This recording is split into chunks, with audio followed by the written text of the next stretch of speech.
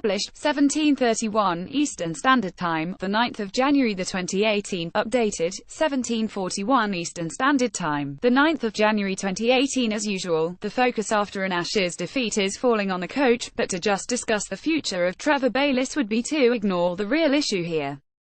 Are England a very good side when they play at home in Test cricket? Yes, but the rare wins away from home, such as against South Africa in 2015-16, have come when there has been lateral movement for the bowlers. So what do they do when the ball doesn't move? This is the real question that needs answering. England's away record is abysmal, and it's not just in India and Australia.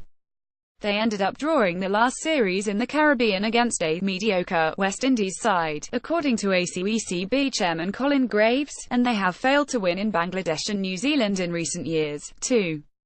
England Director of Cricket Andrew Strauss has plenty of work to do after a poor Ashes tour. England's thrashing at the hands of Australia was the latest in a long line of away Test defeats. England don't win series abroad when the ball doesn't move because they don't have a plan B and don't have the right players to cope with changing conditions, and we can't lose sight of this amid talk of Bayliss's contract and having separate coaches for the Test and limited over sides. Split coaching may help to a certain degree, as the problem with having a foreign coach is that they are always on the road, even when they're in England, which is why they often last no longer than 4 or 5 years. This will take a lot out of the coach and limit the number of new players he can watch playing as he is constantly with the team. But planning for future series, particularly in Australia, is a much more important issue, and Andrew Strauss's role in this is huge. England can't seem to produce quality spinners and fast bowlers, or if they're producing them, why aren't they being picked?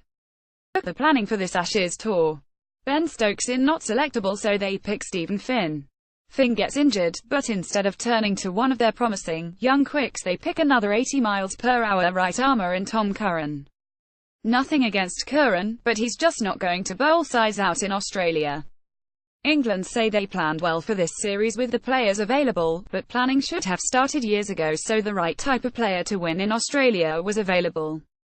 If I were Strauss right now, I would be writing a note and sticking it in a drawer somewhere at the ECB, saying, "We will never go to Australia again without an out-and-out fast bowler and with a part-time spinner as our number one." It's easy to say this now, but in the build-up to the next away Ashes series, the medium-fast and part-time spinners will start winning them games again on home soil, and it will be tempting, as it was last year, to stick with these same players abroad. England's decision to call on 80 miles per hour right-armer in Tom Curran instead of a promising, young quick as a replacement for Stephen Finn highlighted their poor preparation for the Ashes series. Moeen Ali was relied upon too much, and England need a specialist spinner as soon as possible. England will have to be ruthless and acknowledge that this type of attack will not win them games away from home. They may end up turning to the likes of Moeen Ali, who took 30 wickets at 21 apiece last summer, and Chris Woakes, and telling them they are not part of their plans for Australia. Strauss is an intelligent man and has known for a while that England need to produce more fast bowlers and spinners, but this is very difficult to do in England with our schedule. The county schedule isn't going to change anytime soon, and I find it absolutely ridiculous that the T20 Blast will run alongside the new city-based competition in the middle of the summer. It's far too much white ball cricket in the best part of the summer when the spinners and faster bowlers should be coming to the fore.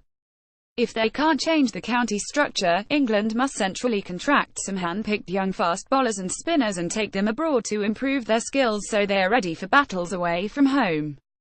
We need to look at the big picture, and if England yet again just focus on the coach after this latest Ashes defeat, then they will fall into the same trap they always do.